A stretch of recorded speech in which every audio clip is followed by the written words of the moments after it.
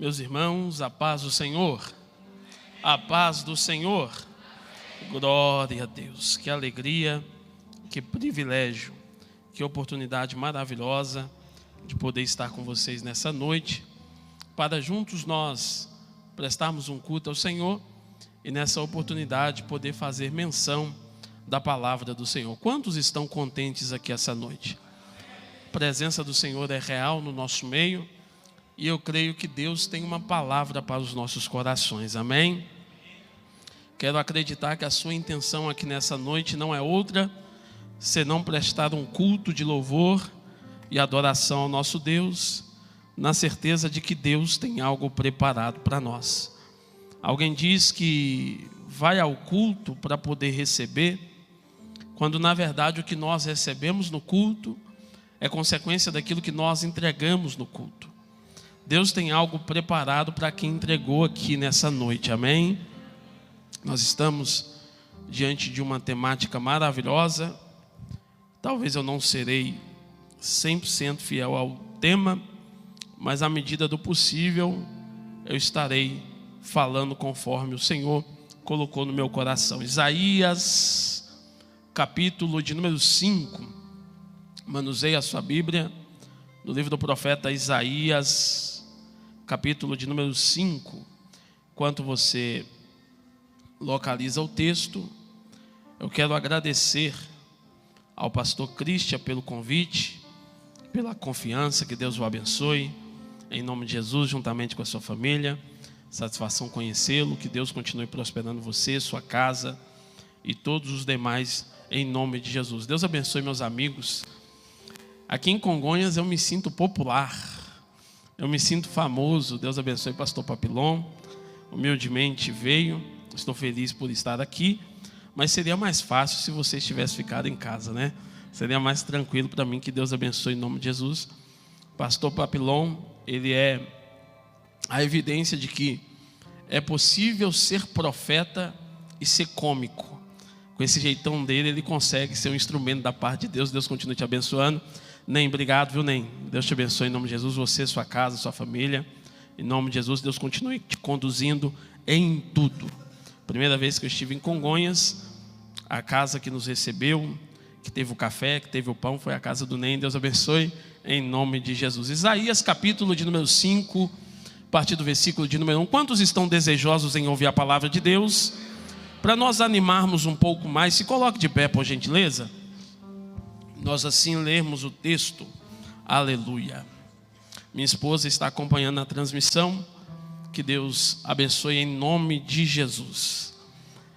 Está escrito assim: agora cantarei ao meu amado o cântico do meu querido, a respeito da sua vinha. O meu amado tem uma vinha num outeiro fértil, e cercou-a, e limpando das pedras, plantou-a de excelentes vides. E edificou no meio dela uma torre, e também construiu nela um lagar. E esperava que desse uvas boas, porém deu uvas bravas. Agora, pois, ó moradores de Jerusalém e homens de Judá, julgai, vos peço, entre mim e a minha vinha. Que mais se podia fazer a minha vinha que eu não lhe tenha feito? Porque esperando eu que desse uvas boas, veio dar uvas bravas? Agora, pois, vos farei saber o que eu hei de fazer à minha vinha. Tirarei a sua sebe, ou a sua parede, para que sirva de pasto. Derrubarei a sua parede, para que seja pisada. E a tornarei em deserto. Não será podada, nem cavada, porém crescerão nela sarças e espinheiros. E as nuvens darei ordem para que não derramem chuva sobre ela. Porque a vinha do Senhor dos exércitos é a casa de Israel, e os homens de Judá são a planta das suas delícias.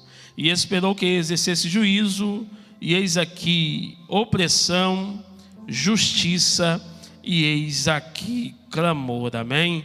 Pode tomar o teu assento. Glória a Deus. Me empreste a sua atenção, abra o seu coração Deus tem uma palavra para nós aqui. Meus irmãos, eu quero me utilizar desse texto para poder falar rapidamente sobre alguns aspectos da adoração, mas é necessário dizer introdutoriamente que, infelizmente, muitas pessoas de maneira errônea pensam que a adoração se resume em louvor. Por mais que o Salmo de número 50 diga de maneira enfática, 150 diga de maneira enfática: louvai ao Senhor. Louvor é adoração, mas adoração não se resume em louvor. A grande verdade é que a adoração é algo maior. A adoração é algo mais profundo. E não chega a ser um erro da minha parte dizer que a boa parte de nós como igreja, muitas vezes cantamos e não adoramos. Muitas vezes nos expressamos e não adoramos. Muitas vezes gesticulamos e não adoramos. A adoração exige um nível de entrega maior. A adoração exige um nível de dedicação maior. E é necessário pontuarmos que quando Jesus estava falando a respeito de adoração, em João capítulo 4, ele trouxe um texto, onde ele disse uma fala que se tornou um dos textos mais conhecidos dentro desse contexto, que é no capítulo 4, versículo 23, onde ele diz: mas vem a hora, e já chegou, em que os verdadeiros adoradores adorarão ao Pai, em espírito e em verdade, porque são esses que o Pai procura para seus adoradores. A grande verdade é que aqui nesse texto já fica claro para nós, que se Jesus faz questão de destacar verdadeiros adoradores, abre margem para a compreensão de que existem os falsos. Existem aqueles que adoram, mas não são verdadeiros em sua adoração. Existem aqueles que louvam, mas não são verdadeiros em sua adoração. Existem aqueles que se expressam bem, mas não são verdadeiros em sua adoração. E Jesus aqui também estabelece dois aspectos práticos da verdadeira adoração. É Ele mesmo quem diz que a adoração ela é em espírito. É Ele mesmo quem diz que a adoração é verdadeira. Ora, diante da indagação aonde se deve adorar, no Monte Gerizim ou em Jerusalém, esta é a resposta de Jesus. O Pai está procurando não aqueles que adoram em Jerusalém simplesmente, ou aqueles que adoram no Monte Gerizim, não. O Pai está procurando aqueles que o adoram em espírito e em verdade. Aleluia. É uma adoração, é uma entrega que flui de dentro para fora. É uma entrega verdadeira. E logo quando nós buscamos objetivamente alguns efeitos que essa adoração nos propicia, nós vamos entender que dentre os muitos efeitos que há na adoração, deles é nos aproximar de Deus. Ora, já reparou que quando você adora, ou quando alguém adora perto de você, parece que nós somos transportados para mais perto da presença, ou parece que a presença é mais transportada para perto de nós, porque o efeito da adoração é nos aproximar de Deus, o que contrapõe o efeito do pecado, porque o pecado nos afasta da presença do Senhor. O pecado nos distancia de Deus, de modo que em Isaías capítulo 59, versículo 2, o profeta diz: mas as vossas iniquidades fazem separação entre vós e o vosso Deus, e os vossos pecados encobrem os seus rostos, e encobrem o seu rosto de vós, para que não os ouça. Porque o pecado, ele no efeito, porque o pecado na sua causa, na sua consequência, ele nos afasta da presença de Deus, de modo que esse distanciamento pode ser tão profundo e tão intenso que em alguns momentos alguém pode acabar se assemelhando como filho do diabo. E não sou eu quem diz, mas em 1 João capítulo 3, versículo 8, João ele diz: todo aquele que pratica o pecado é do diabo, porque o diabo peca desde o princípio.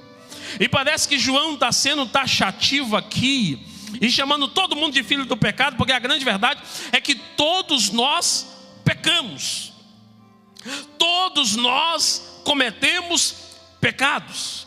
Mas a perspectiva do pecado na vida do Filho de Deus e a perspectiva do pecado na vida do ímpio acontece de modo diferente, ou deve ser diferente.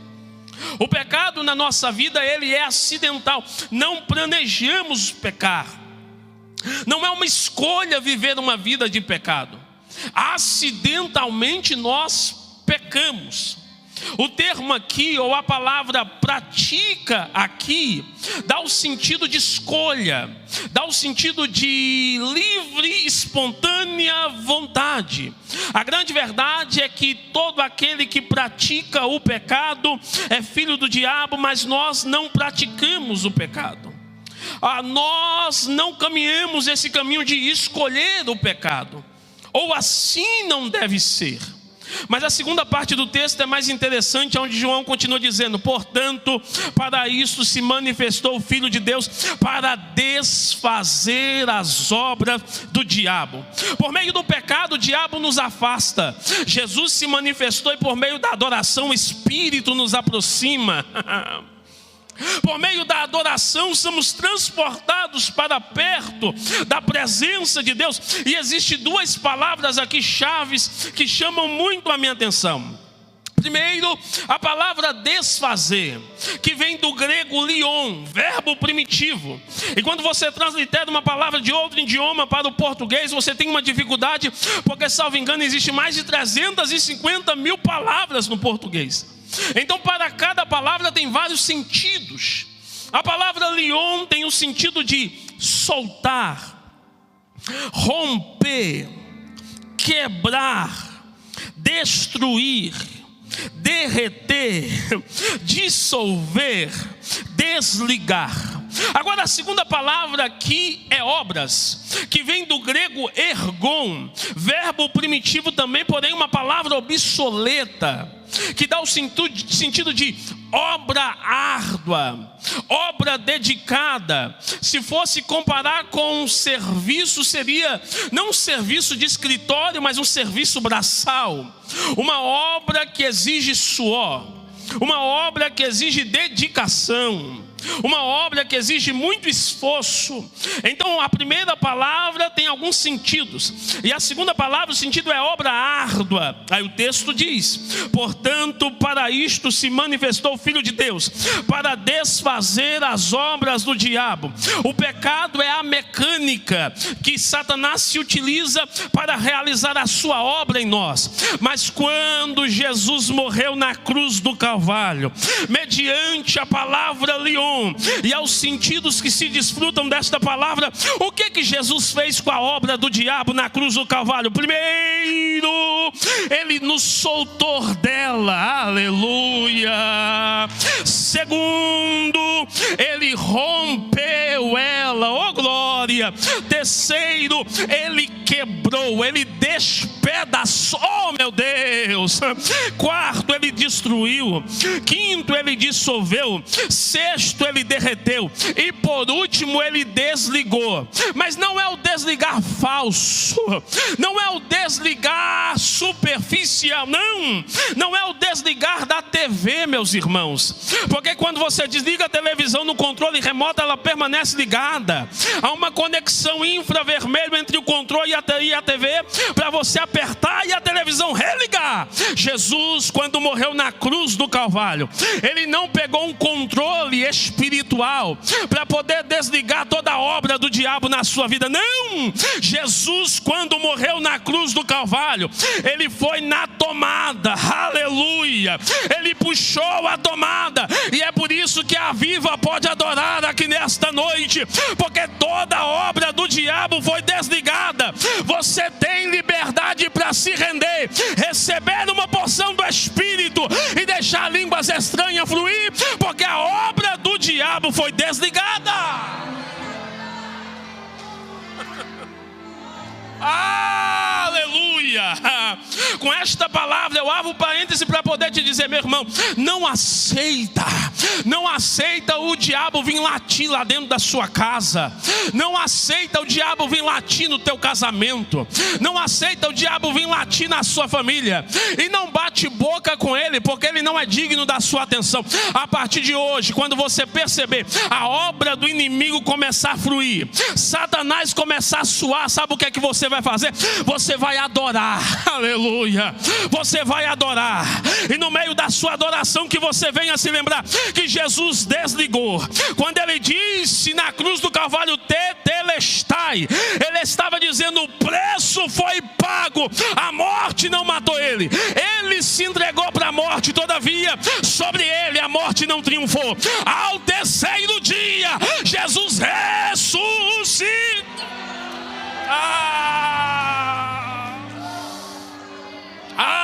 Aleluia.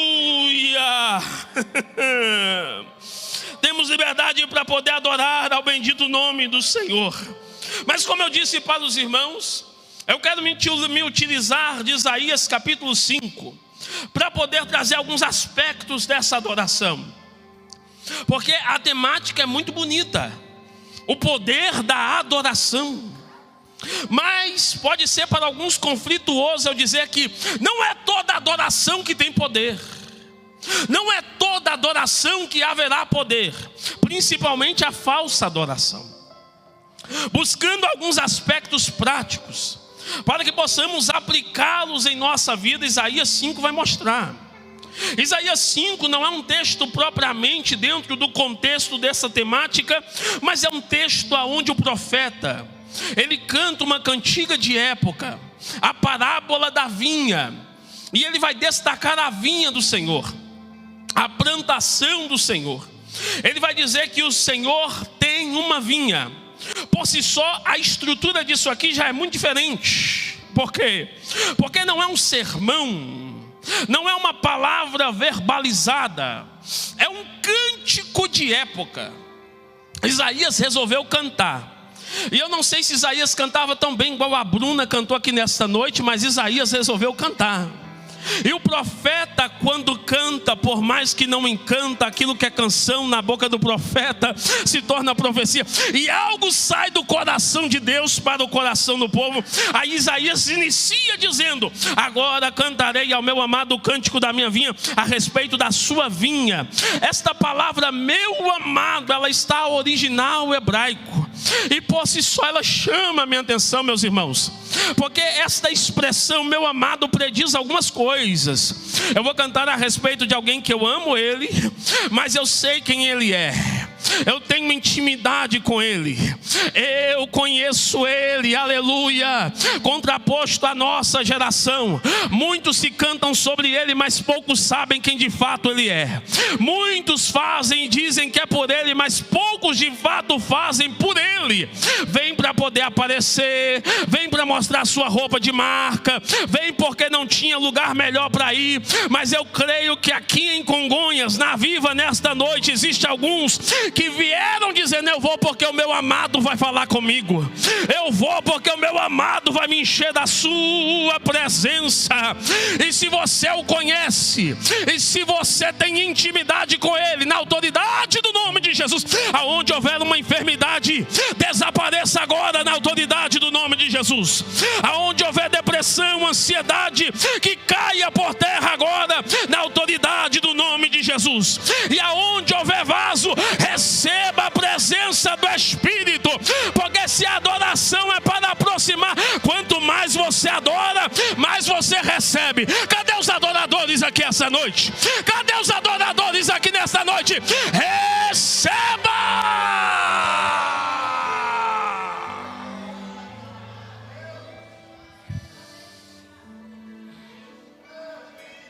Oh, aleluia! O meu amado tem uma vinha em um outeiro fértil.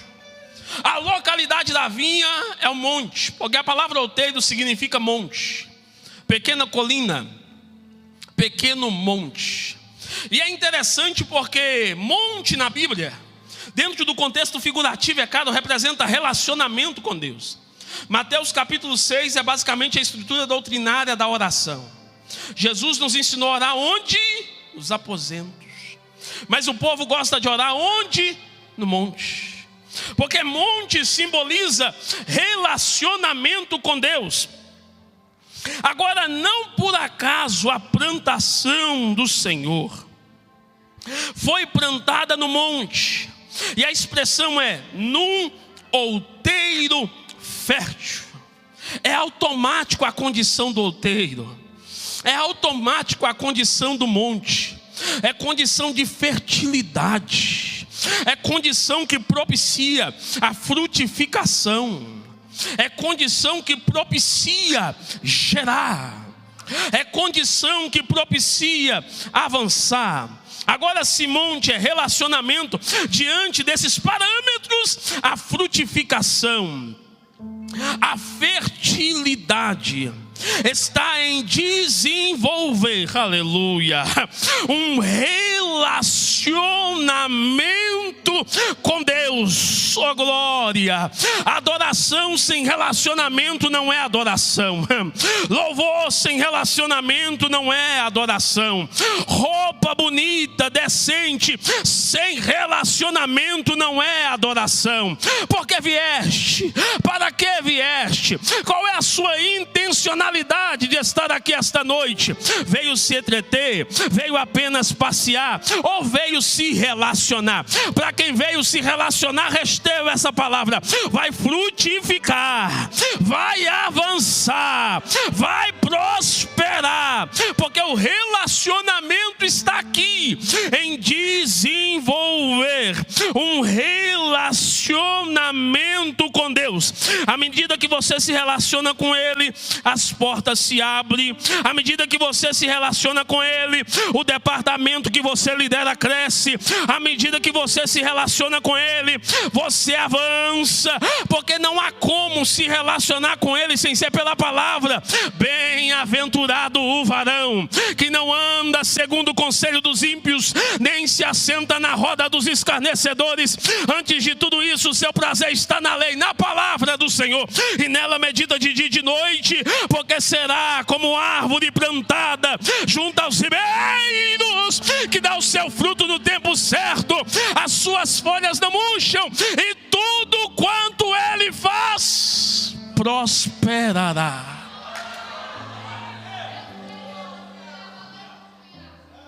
Aqui há um motivo.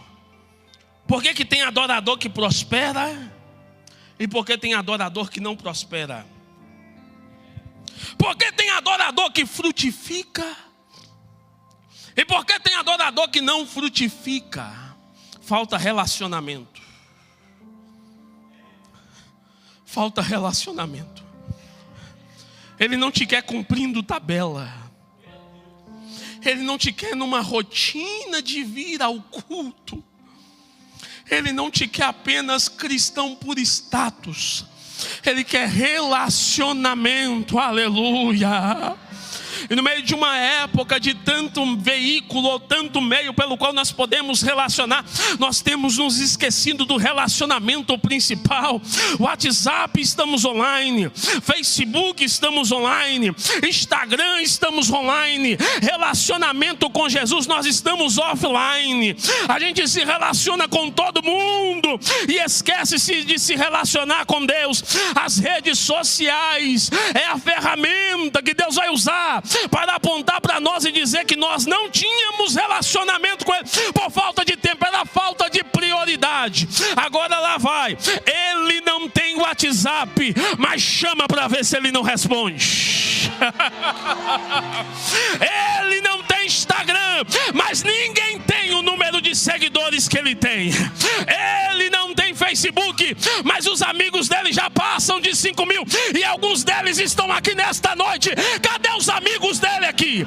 Cadê os adoradores dele aqui?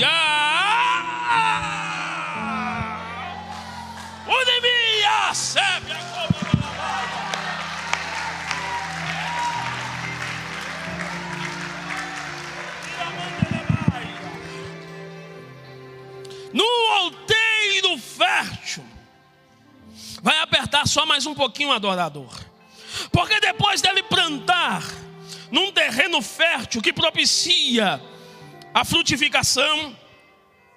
Ele cercou. A cerca prediz limite. Da cerca para dentro é aquilo que Deus plantou. Da cerca para fora é aquilo que Deus não plantou. Eu não entendo os adoradores que apareceram no dia de hoje, que diz que é adorador, mas quer viver fora do limite, quer andar fora do limite.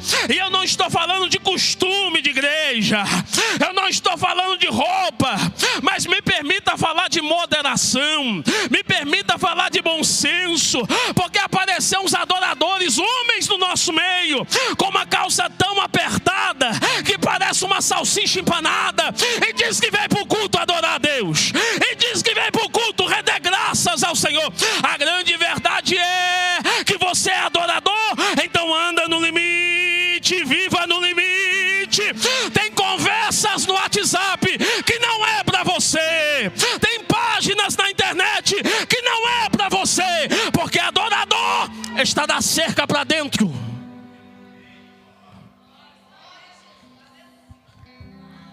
Ele cercou. E tem vários sentidos da palavra limite. Limite no falar, limite no vestir. Deixa eu ser bem pontual, bem simples aqui. Tem conversas, adorador, que não é para você. Adorador, tem ambientes que não é para você. Tem ações que não é para você. Tem companhias que não é para você. E para com esse negócio de aonde na Bíblia está dizendo que é pecado. Pelo amor de Deus, desenvolva consciência bíblica e cristã. Desenvolva bom senso. Quem é adorador não precisa de um versículo para se respaldar. Quem é adorador sabe o que agrada e desagrada aquele a quem ele adora. Quem é adorador sabe o que agrada a Deus e o que não agrada. Mas o que é o limite, pregador? São tantas igrejas, são tantos costumes. Qual é o limite? Qual é o limite? Algumas traduções o texto diz: cavou-a. Plantou no outeiro fértil e cavou-a. Cavou por quê? Porque para cercar tem que cavar. E o que é a cerca? A cerca é algo que, uma vez bem construída, não depende de terceiros para se manter de pé. A cerca é autossustentável. No nosso meio só tem uma coisa autossustentável. Com todo respeito, pastor não é autossustentável, pregador não é autossustentável, cantor não é autossustentável. Todos nós somos dependentes de Deus. Só existe uma coisa no nosso meio que é autossustentável. Então a palavra é o limite. E aí tem que cavar para cercar. Aonde está o limite? O limite está na palavra cavada dentro de nós. É por isso que o salmista disse: guardei a tua palavra no meu coração para não pecar contra ti. Sabe qual que é o problema dos adoradores da nossa geração? É que tem palavra na boca, mas falta palavra no coração. Tem palavra no Instagram, mas falta palavra no coração. Tem palavra no YouTube, mas falta palavra no coração. Verdadeiro adorador guarda a palavra dentro e não fora. Oh, aleluia.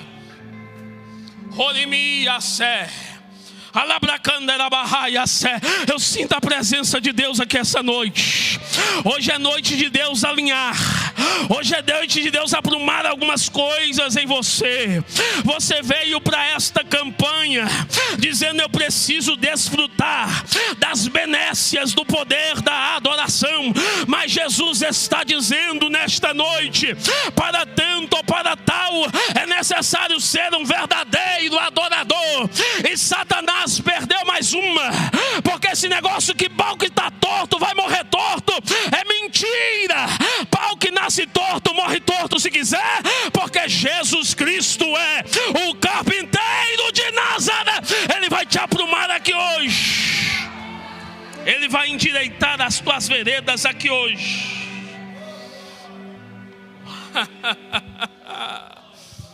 Verdadeiro adorador não é da cerca para fora. Verdadeiro adorador é da cerca para dentro.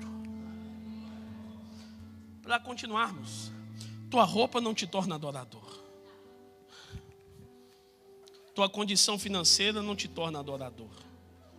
Teu cabelo bonito. Agora a palavra no teu intro. Oh meu Deus. Oh meu Deus, nem. Satanás não tem medo de anel de formação. Satanás não tem medo. Não. Satanás não tem medo de voz bonita, irmãos.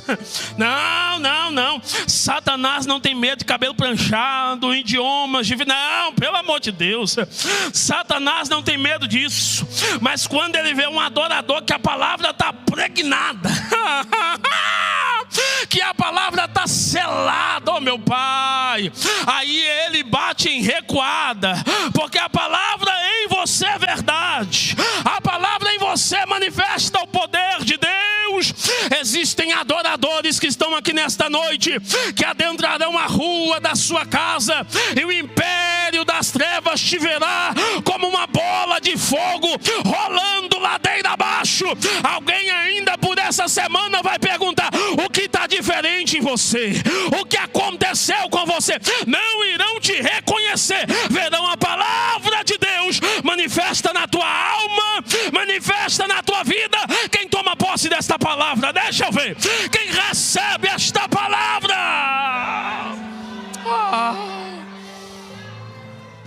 Cercou-a, limpou-a das pedras. Por quê? Porque Deus plantou, pastor Christian, brotou, começou a crescer. Aí vai passar o nível da superfície, havia uma camada de pedra. Adorador,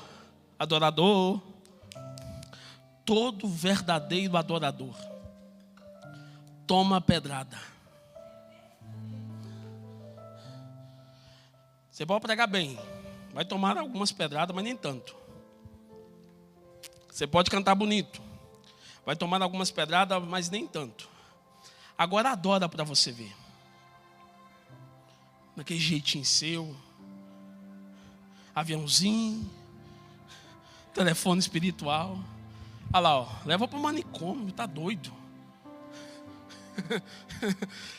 Só que aquele que planta num bom terreno,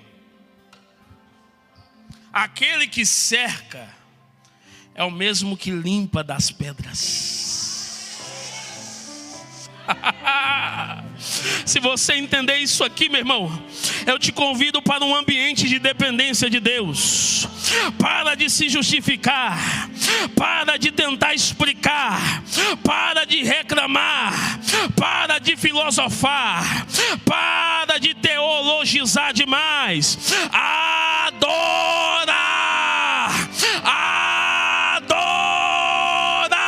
com teu jeito, com a tua voz. Deixem de chamar de doido, deixem de chamar de maluco. Ninguém sabe o que você está passando. A sua adoração não é para homem, a sua adoração é para Deus. Permanece nesse ambiente de dependência, porque Ele vai limpar, Ele vai limpar, Ele vai limpar. Ele vai tirar amigos, Ele vai remover pessoas, Ele vai tirar contendas. E Deus não precisa de pedra que o inimigo taque em nós, que o inimigo lance em nós, porque nós já estamos em cima da rocha, que é Jesus. A pedra é pequena, mas a rocha é grande. Jesus é maior. Jesus é maior. Jesus é maior. Jesus é maior. Ó, vontade de correr nesse lugar. Jesus é maior. Jesus é maior.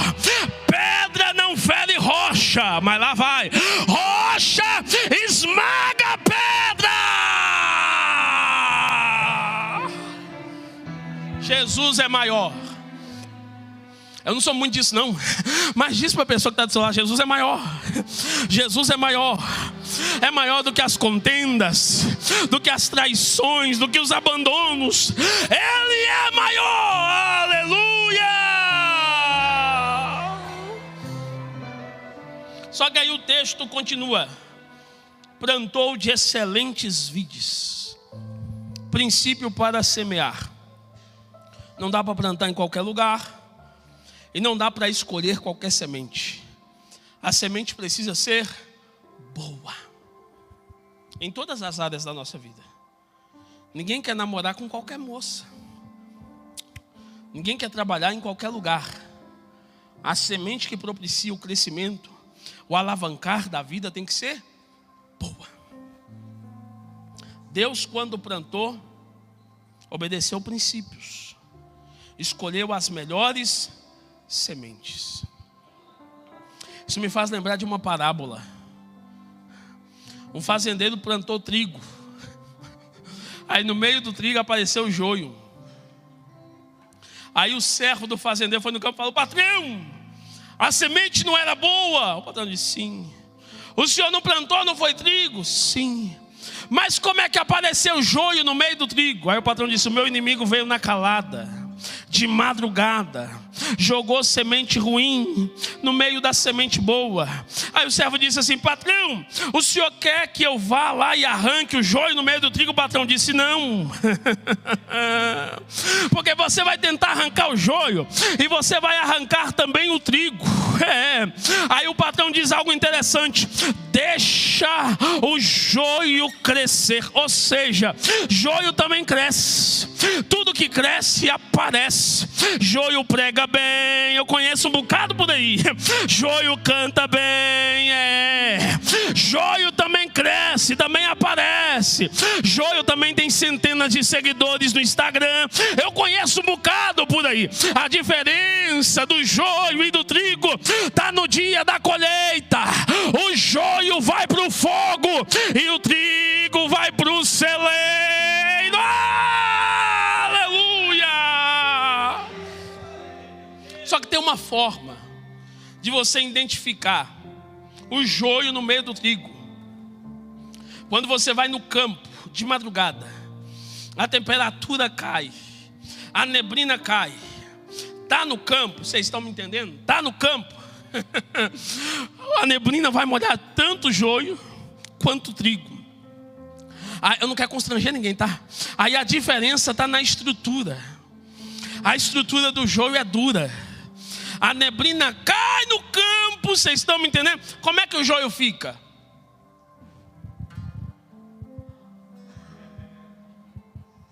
A neblina cai, como é que o joio fica? E esse culto que não termina? A neblina cai, como é que o joio fica? Será que o Botafogo afundou no Paris? A neblina cai e o joio está duro, travado. Se dependesse de abrir a boca para respirar, morria. Parece uma estátua para ornamentar o culto. Mas a estrutura do trigo é diferente.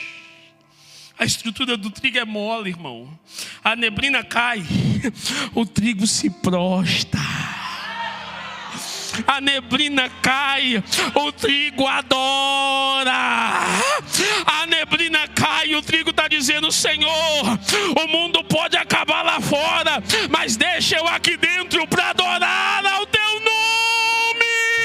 A neblina cai e o trigo esqueceu tudo que está lá fora e está dizendo: Santo, Santo, Santo é o Senhor dos exércitos, e Congonhas está cheia da sua glória. Cadê os trigos aqui nessa noite? Cadê a semente boa? Adorador que é adorador, ele não é joio, ele é trigo.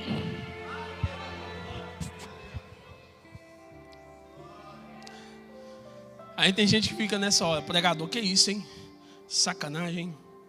Eu estava o culto inteiro sem dar um glória. Aí você fala um negócio desse comigo? Coloca a boca no pó que ainda há esperança. O efeito da palavra não é só espiritual, ele é didático também. Se você até hoje era joio, passa por lá de cá. Se até hoje você era joio, vira trigo hoje. Veste a camisa hoje. Se você era joio, vira trigo hoje.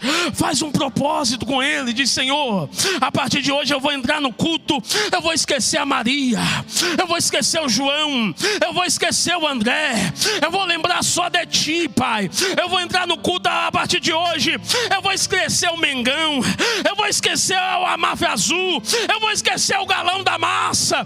Quando eu entrar no culto a partir de hoje, Senhor, vai ser só para te adorar, vai ser só para bendizer ao teu nome, vai ser só para dizer que tu vive e reina para todos sempre.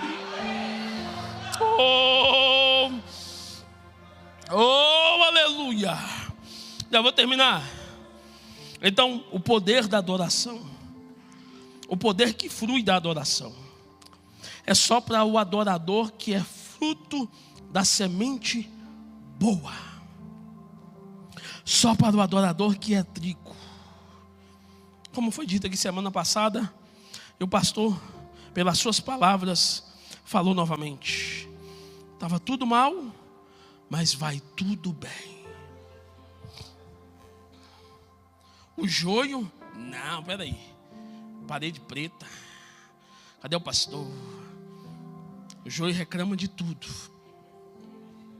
O trigo entra aqui dentro, irmão, pelo amor de Deus, sai com os seus problemas para lá. Você quer reclamar? Vai falar com o pastor, vai para o gabinete. Eu vim para poder adorar. Eu vim para poder adorar. Plantou de excelentes vides, edificou no meio dela uma torre. Vou pular isso aqui para a gente concluir. E também construiu nela um lagar. Agora olha para cá. Deus esperava que a plantação frutificasse, porque ninguém planta para que uma plantação não frutifique. Todo mundo que semeia quer a colheita. Só que Deus planta, diz o texto, que quando é o momento da colheita, ao invés de vir fruto bom, o fruto é ruim. Ao invés de vir uvas boas, eram uvas bravas. A uva boa era para ser pisada, para ser amassada, para poder verter o caldo. O fruto, o produto da vinde. Só que quando Deus esperava uva boa, veio uva brava. A uva brava, irmão, não aceita ser pisada. A uva brava, a sua estrutura é dura, ou escorrega entre os dedos, ou se quebra. Tem adorador que a culpa é de todo mundo e nada é culpa dele. Tem adorador que só aceita a fase da vaca gorda, mas desaparece na época da vaca magra. Tem adorador que quando a igreja vai bem, pastor, conta comigo. Aqui ó, estamos juntos. Aí quando a igreja vai mal, some, desaparece. Tem adorador que é uva brava. E por muitas vezes as crises desta vida, às vezes nem é o diabo. É Deus te pisando, te amassando, te pisando, te amassando, te pisando, te amassando, para ver se essa adoração que sai da tua boca é de dentro para fora, ou você é Maria, vai com as outras, só dá glória porque tem alguém dando glória, ou você disfarça, você é camaleão, você se molda ao ambiente, aqui as luzes se apagam, aí você fica parado, abismado, aí quando a mídia passa perto de você, você a lágrima rola, você levanta a mão, aleluia, porque você é o adorador que se molda ao ambiente, você é o camaleão, você é uva brava, mas na hora que a situação aperta, ou você se quebra, ou você vai embora. Verdadeiros adoradores não são formados nos palácios, verdadeiros adoradores são formados nas adversidades, quando não tem nada para oferecer, e quando ninguém espera de nada dele, o cântico ainda sai dos seus lábios, a adoração ainda sai da sua boca. O filho está morto no quarto de cima, e o profeta diz, está bem, e o verdadeiro diz, vai tudo bem. Aleluia. É nessa hora que no telão, na exposição, diante de todos os telespectadores espirituais e celestiais, Deus está dizendo: está vendo, Satanás? Está vendo? Está na luta, mas está me adorando. Está na crise, mas está me adorando. Perdeu tudo, mas está me adorando. Tem passado pela moenda, mas permanece me adorando.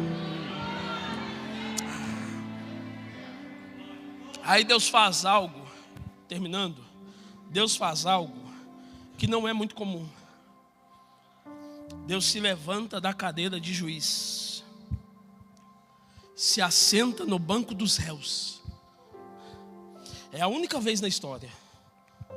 E Deus diz assim, ó: julguem entre mim e a minha plantação. Podem me julgar. Tem alguma coisa que eu poderia fazer e eu não fiz? Vocês têm alguma queixa de mim? Porque esperando eu que dessem uvas boas, veio dar uvas bravas. Esperando eu que você fosse verdadeiro adorador, a sua adoração não passa do teto. Esperando eu que você fosse adorador, o seu galo, o seu zelo é mais bonito do que as palavras da sua boca saem ao meu respeito. Me julguem! Tem alguma coisa que eu poderia fazer e eu não fiz? A gente é ingrato demais, irmãos. Somos insatisfeitos demais. Mas lá fora não era assim. Lá fora Satanás te fazia de peteca. E você dizia: vai tudo bem. Lá fora Satanás bagunçava com as suas emoções.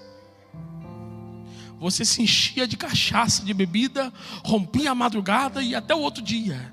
E alguém dizia: como é que você está? Está tudo bem. Agora na igreja, porque alguém te olhou com cara feia, você diz: eu não vou adorar. Alguém passou perto de você, não deu a paz do Senhor. Está vendo, Deus? Eu não sou querido, não vou adorar. E eu nunca vou conjecturar a discussão de Deus com o diabo. Mas eu imagino o diabo: Senhor, tá vendo?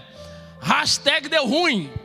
A mão do Senhor não é boa para plantar. O Senhor cercou, plantou no terreno fértil.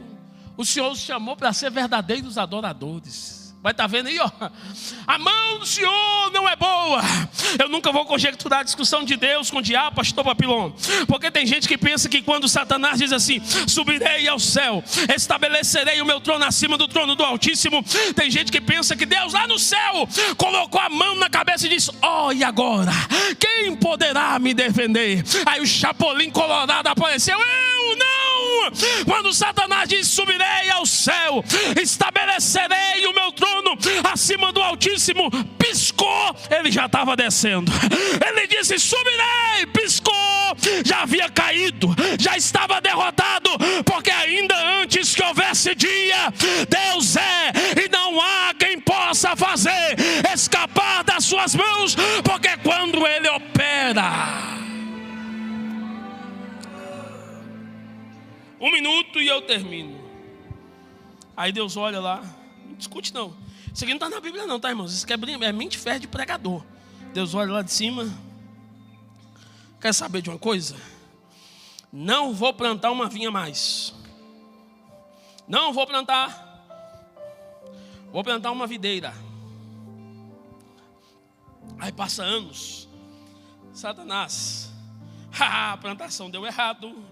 Os adoradores deu errado, a plantação não frutificou, a uva brava perdeu. Passa anos, nasce Jesus de Nazaré.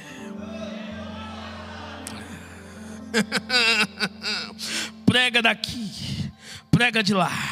A Palestina fica pequena, a província da Galileia fica pequena para ele. A província da Judéia fica pequena para ele. A província de Samaria fica pequena para ele. Passa para lá, passa para cá, cura um, cura outro, repreende o demônio de um, ressuscita o outro. Eu acho engraçado porque Jesus tem uns negócios diferentes na sua trajetória. A mulher do fluxo de sangue, a Bíblia diz que havia gastado tudo com os médicos e não recebeu nada. Mas no dia que ela encontra com Jesus, ela não gasta nada e recebe tudo. Que coisa maravilhosa! Jesus passa daqui, Jesus passa de lá, vai por aqui, vai por lá. Aí um dia Jesus, é mente fértil pregador. Não está desse jeito na Bíblia. Preparem uma cruzada. Postem o banner aí no meu Instagram. Tal dia eu vou trazer uma revelação forte. Que dia, Jesus? Marquem aí. Aí chega o dia da cruzada. Jesus diante da multidão, ajeita a gravata. Se fosse assebreiano, entona a voz. Meus irmãos, a paz do Senhor. E Satanás, a videira deu ruim, a vinha deu ruim, a plantação não frutificou frutos bons. Aí quando Jesus vai pregar o sermão, ele entra na revelação e diz: eu sou a videira verdadeira.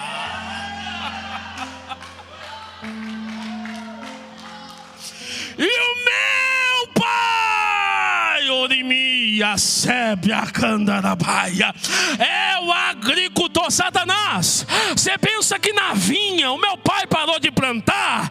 Eu sou a videira, rapaz. Ele continua plantando. Ele continua plantando. E nós, Diego, e vós sois os ramos. Permaneçam em mim e eu permanecerei em vós, porque sem mim nada podeis fazer. Se coloque de pé. Orimia, Sébia, Comandarabaia. Deus me trouxe aqui essa noite para te dizer: você não é só mais um adorador. Você é ramo. Você foi enxertado na videira. Você não é fruto do acaso. Você não caiu nesse ministério de paraquedas. Cadê a Bruna? Cadê a Bruna? Bruna, você não é fruto do acaso. O seu ministério não é fruto do acaso. As canções que Deus tem te dado não é fruto do acaso. Urabaia! Não é sorte, não é coincidência, é cristocidência. É Deus no ventre da sua mãe dizendo: será um ramo que dá louvar ao meu nome, será um ramo que dá adorar ao meu nome. Pastor Papilon, você não é fruto do acaso. Pastor Cristian, o Senhor não é fruto do acaso. Igreja Viva, nós não somos fruto do acaso. Somos adoradores, adoradores, adoradores. Oh, eu quero orar por você essa noite. E eu quero que você entenda.